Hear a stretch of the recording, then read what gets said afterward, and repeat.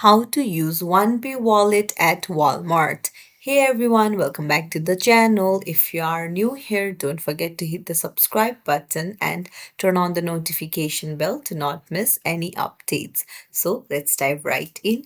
Open up your browser, go to onepay.com, then go to the three lines in the top right.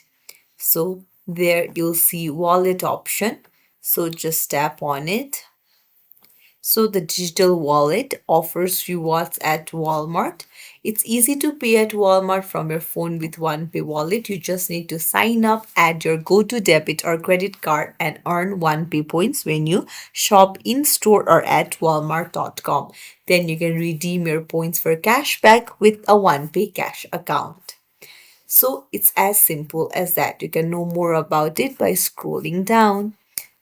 So, if you found this tutorial helpful, don't forget to like the video and subscribe to our channel for more tips and tricks. Thank you for watching.